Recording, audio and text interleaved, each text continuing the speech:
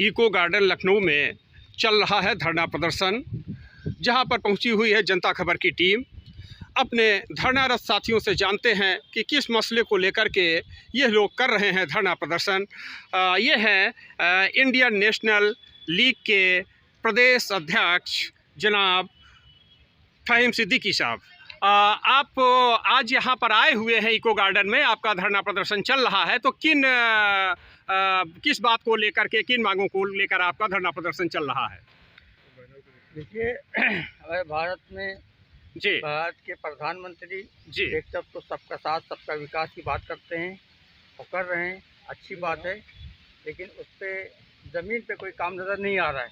जी, उसी के साथ ये जो बाबा लोग हैं, स्वामी लोग हैं, जी, और ये विश्व हिंदू परिषद के वो तो बढ़िया है, जी, ये लोग इस तरह की बातें कर रहे हैं, हमारे इस्लाम के ख़िलाफ़ बोल रहे हैं, मुसलमानों के ख़िलाफ़ बोल रहे हैं, नौजवानों के ख़िलाफ़ बोल रहे हैं, मुस्लिम बहू बेटियों के ख़िलाफ़ बोल रहे हैं। तो इसको लेकर हमने ये धरना दिया है। जी, तो ये लोग जो हैं देश को खंडित करने की बात कर रहे हैं, इसको खंडित करना चाहते हैं, जी, देश में बंटवारा फिर एक मरतबा चाहते हैं।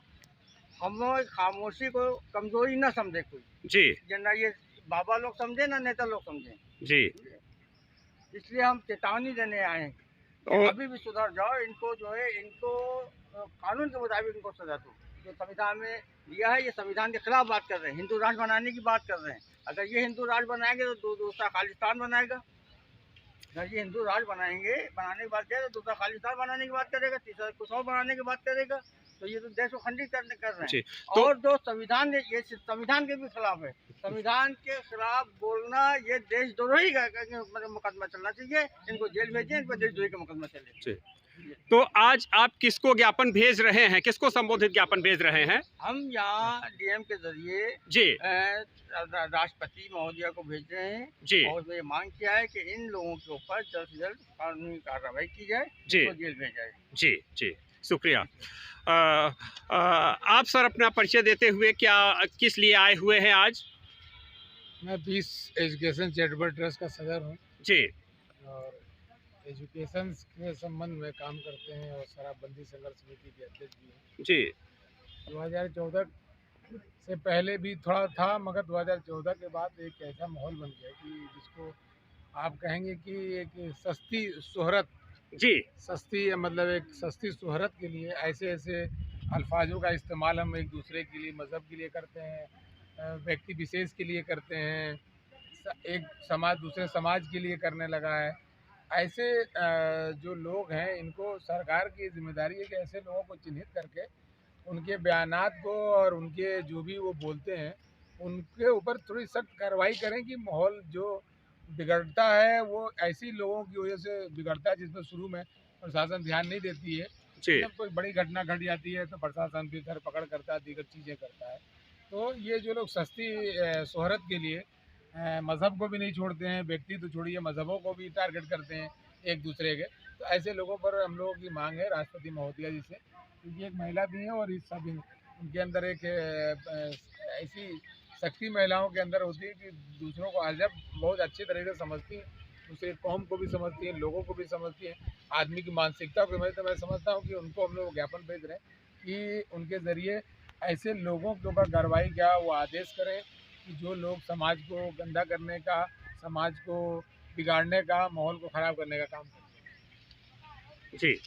हमारे बीच में इस धरने में शामिल हैं राष्ट्रीय भागीदारी आंदोलन के राष्ट्रीय संयोजक माननीय पीसी कुरिल साहब। हम चाहेंगे कि वो भी अपनी बात बताएं कि किस लिए आज खड़े हैं इन इको गार्डन के इस धरने में। जी, देखिए, धरने में हम लोग इसलिए आए हैं कि देश में जो विकृत सामाजिक व्यवस्था आगे बढ़ रही है, और जबकि देश की सरकार, चाहे केंद्र की सरकार हो चाहे प्रदेश की सरकार है, तो वो हमेशा जो है एक मानवता के लिए मैसेज देती रहती है। जैसे योगी जी जो है लोगों के साथ बैठकर खाना खाने का एक देते हैं मैसेज, और दूसरी तरफ प्रधानमंत्री जी स्वच्छकार समाज के पैर धोकर उनको एक मैसेज देते हैं कि ये देश में भाईचारा रहेगा, भाईचारा से ही देश चलेगा। लेकिन दूसरी तरफ जो इस देश के जो बाबा हैं, जो धर्म के ठेकेदार हैं, ये इस तरह से मैसेज दे रहे हैं कि समाज को बांटने का काम कर रहे हैं, और उनको समाज को बांटने का ही नहीं, कैसे देश में हिंसा आई, कैसे हिंसा को पैदा करना, वो इस तरह के काम कर रहे हैं। तो देश में ये जो माहौल पैदा हुआ है, जिस माहौल को कैसे ख़त्म किया जाए, तो वो देश का जो माहौल है ये तभी ठीक हो सकता है जब इस देश में सभी की भागीदारी हो। जब सभी जो है इस देश में भागीदारी होंगी तो एक दूसरे के खिलाफ बोलने की किसी की हिम्मत नहीं। आज जो कानून व्यवस्था है इसीलिए टूट रही है कि आज सबकी भागीदारी ख़त्म कर रहे हैं, सरकार उन्हीं का समर्थन भी कर रही है। आज देश में सरकार कितनी भी अच्छी हो या कितना अच्छा काम करती हो, लेकिन जब देश में प्रशासन और न्यायपालिका ये भी संविधान की स्वतंत्र संस्थाएं हैं, लेकिन ये लोग जो है अपनी जिम्मेदारी को नहीं शेयर कर रहे हैं, अपनी जिम्मेदारी को सही तरीके से नहीं अनुपालन करा रहे हैं, जिसके कारण से इस देश में ऐसा लगता है कि जैसे प्रशासन के लोग ही इसमें हिंसा पैदा कर रहे हैं, वही आतंकी के रूप लिए हुए हैं। इस देश में आम समाज में आतंक लगता है कि ये नहीं है उतना, उस देश में जो है आतंक प्रशासन की तरफ से फैलाया जा रहा है। तो इन सब चीज़ों को ख़त्म करने के न्यायपालिका उनका समर्थन करती है, उसी तरह का निर्णय दे रही है जो समाज के हित में नहीं है, देश के हित में नहीं है। इस तरह का जो माहौल पैदा है, इस जो संविधान है, कानून है, जो उनका हिस्सेदार है, जो न्यायपालिका और कार्यपालिका और विधायिका, ये तीनों का एक गठजोड़ है जो देश में संविधान को सही तरीके से पालन कराएंगे, देश को मजबूती और समाज को बेहतरी विकास के लिए रास्ता देंगे। लेकिन ये दोनों से अलग है, तो इसलिए मैं सरकार से ज़रूर अपील करूंगा कि आप इन लोगों से द्वारा जो गलतियां हो रही हैं, जो हिंसा की तरफ बढ़ रहे हैं, तो उसको रोकने का काम करें, उनको समर्थन देने का ना काम करें, तभी आपके सही तरीके से जो आप संदेश देना चाह रहे हैं उसका सही अनुपालन होगा और इस देश में तभी सार्थकता आएगी, ये देश भी मजबूत होगा और लोग भी अपने विकास से जुड़ेंगे और देश में एक नया रूप आएगा, या देश फिर से विश्व गुरु के स्तर पर पहुंचेगा। और यही तरह से मैसेज राष्ट्रपति को ज्ञापन दिया जा रहा है कि राष्ट्रपति जी अच्छी तरीके से समझती हैं, क्योंकि वो ऐसे समाज से हैं जो एसटी है, तो उससे समाज से है, तो और इस महिला भी है, तो इस तरह से वो हर तरीके से समझते हैं और उस पर इस संविधान का अनुपालन कराने का काम करें। जो इस तरह के अपराधी किस्म में फंसे हुए हैं लोग हैं, चाहे बाबा हो चाहे बड़े कितने भी बड़े पद पर हो, उसको भी सजा देने का काम होना चाहिए, ये कार्रवाई होनी चाहिए। इसी को याद मैसेज दे रहे हैं इस धरने से। धन्यवाद। हमारे बीच में राष्ट्रीय सामाजिक कार्यकर्ता संगठन के मोहम्मद आफाक साहब हैं, उनसे समझते हैं कि उनका इस मुद्दे पर क्या कहना है। धरने में मौजूद मोहम्मद आफाक साहब जी। मेरी ये मांग है जी कि ऐसे पागलों को जो भड़काऊ बयान देते हैं, गौमूत्र का बिजनेस, उन्हीं ने जो पहले योग गुरु थे अब जो है बिजनेस गुरु हो गए हैं, इसमें जो चार लगे हुए हैं जी, ये चारों दहशतगर्दी की बात करते हैं, मुसलमानों के कत्ल की बात करते हैं, जी नरसंहार की बात करते हैं, जी इस देश के संविधान को कमजोर करने की बल्कि मिटाने की बात करते हैं। जी ये अभी तक कानूनी शिकंजे में नहीं है। जी अगर कोई दलित, पिछड़ा या और कोई जात का होता, उसने बयान दिया होता, जी तो सारी कानूनी प्रक्रिया अब तक के उस पर लागू हो चुकी होती। जी ये कानूनी शिकंजे से दूर हैं। ऐसी क्या बात है क्या इतना बड़ा बयान दिया है, नरसंहार की कत्लाम की बात करिए, जी रिकॉर्डिंगें चल रही हैं, क्लिपें चल रही हैं, उसके बाद भी कानूनी कार्रवाई इनके खिलाफ नहीं हो रही है। आज हम सब यहाँ से एक ज्ञापन देंगे, अगर कार्रवाई नहीं हुई तो इनके आश्रमों के बाहर जाके हम लोग धरना प्रदर्शन करेंगे और इनके क्षेत्र में इनके खिलाफ FIR करेंगे, इनको गिरफ्तार करवाएगी के हम लोग सुकून से लेंगे। आज हम ये निर्णय ले रहे हैं। आप ये देखिए कि ये त्यौहार का मौका, अभी रमज़ान आ रहे हैं, होली है, उसके बावजूद जब कोई होता है तो ये भड़काऊ बयान, इनके लिए क्या कानून नहीं है? मैं योगी बाबा से कुछ अपील करता हूँ, क्या इनके लिए कानून नहीं है? बाबा आप महान हैं, अगर आप इंसाफ करना चाहते हैं, लोकतांत्रिक ढांचे को मजबूत रखना चाहते हैं, तो ऐसे पागलों को जेल में डालिए, ऐसे पागलों को जेल में डालिए। इनका रास्ता सिर्फ जेल है। इनको छोड़ रखा है मोदी जी, योगी जी ने क्यों छोड़ रखा है इन लोगों को? एक सीतापुर का है, तो एक गुजरात का है, तो एक कहाँ का है। ये सिर्फ मुसलमानों के खिलाफ बोलेंगे। 40 करोड़ मुसलमान हैं। अगर आपे से बेआपे हो गया तो कोई रोक नहीं पाएगा इनको को। लोग मुसलमान इस देश के कानून को, इस देश के संविधान को मानता है, जानता है और हमेशा संवैधानिक दायरे में रहकर अपनी बात मनवाएगा, अपने काम करेगा। इसी के साथ मैं अपनी बात खत्म करता हूँ। जय हिंद, जय भारत। धन्यवाद। इस धरने में शामिल हैं अर्जक अधिकार दल के राष्ट्रीय अध्यक्ष इंजीनियर राम गोपाल उत्तम जी। हम समझते हैं कि उनका क्या कहना है इस विषय पर। इंजीनियर साहब, आपका स्वागत है जनता खबर में। धन्यवाद भैया। हम लोग हमारे पूर्वजों ने जी बड़ी उम्मीद से इस देश को आज़ाद कराया था। लाखों लोग शहीद हो गए, लेकिन क्या पता था उनकी आत्माएं क्या सोच रही होंगी। जो सत्ता लोलुप लोग हैं, जो अपने परिवार की और अपने एक ग्रुप विशेष की सत्ता बनाना चाहते हैं, उन्होंने इस देश को संप्रदाय और जातियों के वर्चस्व का अखाड़ा बना दिया है। तो इससे हमें सावधान रहना होगा। और ये सब क्यों कर रहे हैं? ये कर रहे हैं, उनको केवल मतलब है देश को लूटने से। हमको ये सांप्रदायिक और जातीय लड़ाई में उलझा कर, और ये जो है देश को दोनों हाथों से लूट रहे हैं, बर्बाद कर रहे हैं।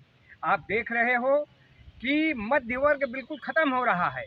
हमारे प्रधानमंत्री जी कहते हैं कि हम 80 करोड़ लोगों को फ्री रोटी खिला रहे हैं।